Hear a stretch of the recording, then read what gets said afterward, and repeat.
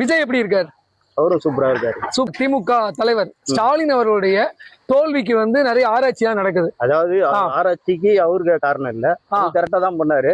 ஸ்டாலின் அவர்கள் ஒழுங்கா தான் வேலை செஞ்சாரு. ஒழுங்கா வேலை செஞ்சாரு, எல்லாருக்கும் நல்லது தான் பண்ணாரு. சரி, இப்படி தோத்தாங்க. அவரு தோத்ததுக்கு காரணமே அவர் கூட இருக்கிற எல்லாருமே அந்த அவங்க கட்சிக்காரங்க. நீங்க அவங்க கூட இருக்கவங்க கெடுத்துட்டாங்க. ஆமா, அதுதான் உண்மை. இது ஸ்டாலினுக்கு தெரிய வந்திருக்குமா? அவருக்கு தெரியாது. அவருக்கு தெரியாது. தெரிஞ்சிருந்தா அவரையும் கரெக்டா பண்ணிருப்பாரு. அவரு வந்து நாங்கெல்லாம் வந்து திருவியானவர் தொகுதி, குளத்தூர் தொகுதி தான். அவர் தொகுதியில் தான் இருக்கிறோம். சரிங்க. அவரு கரெக்டா பண்ணாரு. உங்க தொகுதியை வந்து அவ்வளவு அழகா பளபளப்பா ஆக்கி வச்சிருக்காங்க.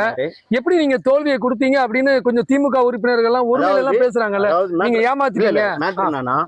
மக்களுக்கு போய் சேரணும்ல, ஏதாவது ஒண்ணு போய் சேரணும். அது அரசியல்வாதிகளே எடுத்துட்டாங்கன்னா அவங்க மக்களை எப்படி ஒரு மேல நம்புவாங்க? பார்க் கட்டுறாரு, இது பண்றாரு எல்லாமே பண்றாரு. சரிங்க. அது வந்து நார்மலா மக்களுக்கு போய் அது வந்து யூஸ்ஃபுல்லா இருக்குது. சரிங்க. ஆனா மத்ததெல்லாம் கொடுக்குறாங்கல்ல, அது கட்சிக்காரங்க தான் போகுது, வந்து சேரல.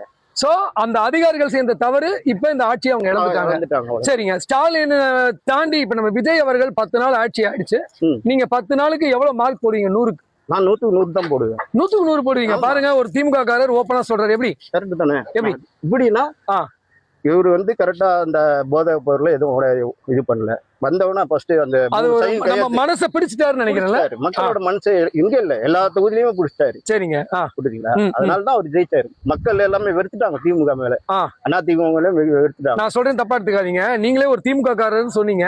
எப்படி அந்த மனசு வந்து விஜய்க்கு மாறுச்சு? இந்த மேஜிக் எப்படி நடந்தது? மக்களுக்கு எதுவுமே சேரலன்னா எப்படி போய் மக்கள் அவங்க விரும்புவாங்க? அவங்க என்ன சொல்றாங்க? விஜய் வந்து மாயாஜாலம் பண்ணிட்டாரு, திரை கவர்ச்சியில இவங்க எல்லாம் ஏமாந்துட்டாங்க, குளத்தூர் மக்கள் ஓட்டு போடாம விட்டுட்டாங்க. இல்ல, மக்கள் எல்லாமே வந்து மொத்தம் இப்ப ஒருத்தர் மட்டும் இல்ல, எல்லாருமே டோட்டலாவே நீங்க கேட்டா கூட அதுதான் சொல்லுவாங்க. அவரு வந்து விஜய் வந்து ரசிகரு அப்படின்னு விஜய்க்கு மேஜிக் எல்லாம் ஒண்ணும் பண்ணல. திமுகவுடைய நிறைய பலன்கள் நமக்கு கிடைக்கல. அதிகாரிகள் பண்ண சொதப்பல்னால வெறுத்து போய் விஜய்க்கு ஓட்டு போட்டாங்க. சரிங்க, ஓகே. விஜய் இந்த 5 வருஷத்தை முடிப்பாரு நம்புறீங்களா? அவர் கரெக்டா அந்த ஆட்சியை கரெக்டா பண்ணாருன்னா கண்டிப்பா முடிப்பாரு. ஓகே. இப்ப கம்யூனிஸ்ட் வந்து நீங்க அதிமுக உள்ள விட்டீங்கன்னா நாங்க வெளியில போறோம்ன்றாங்க.